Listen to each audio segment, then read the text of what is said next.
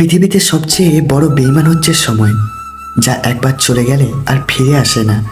সবচেয়ে স্বার্থপর হচ্ছে সুখ, যা বেশি দিন থাকে না।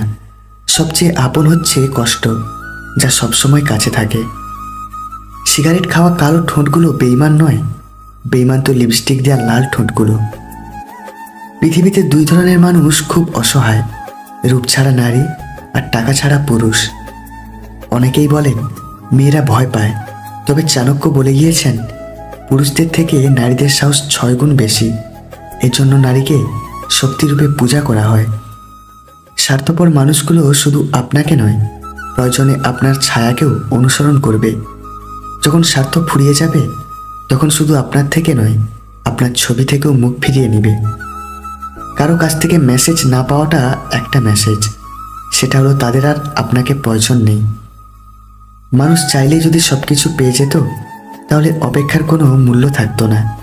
আর মানুষ চাইলেই যদি ভুলে যেতে পারত, তাহলে স্মৃতির কোনো মূল্য থাকতো না।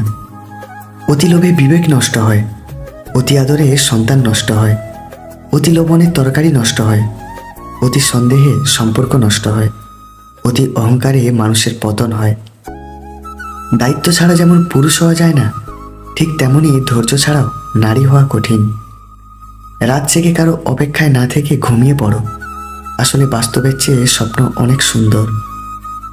এক ফোঁটা চোখের জল ঝরার চেয়ে এক ফোঁটা রক্ত ঝরে যাওয়া অনেক ভালো। কারণ এক ফোঁটা রক্ত বের হতে হালকা ব্যথা লাগে, আর এক ফোঁটা চোখের জল বের হতে পুরো হৃদয় ক্ষতবিক্ষত হয়ে যায়। ভালোবাসা আর মৃত্যু দুটোই নিমন্ত্রণবিহীন অতিথি। একজন নিয়ে আসে মন, আর একজন নিয়ে যায় জীবন। এই দুনিয়া প্রয়োজনের হিসেবে চলে।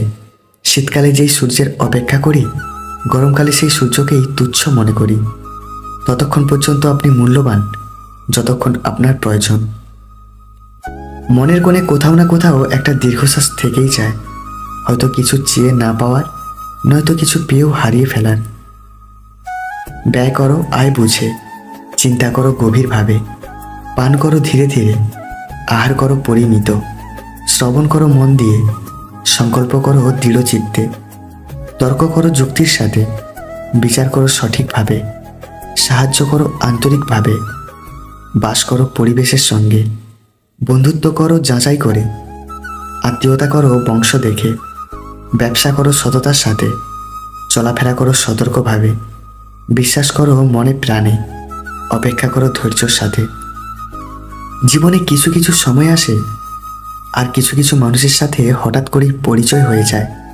প্রথমে মনে হয় সময়টা কত সুন্দর, মানুষটা কত অসাধারণ, কিন্তু এক সময় মনে হয় ওই সময়টাই ছিল জীবনের সবচেয়ে বড় অসময়। ওই মানুষটার সাথে পরিচয় হওয়াটাই ছিল জীবনের সবচেয়ে বড় অঘটন।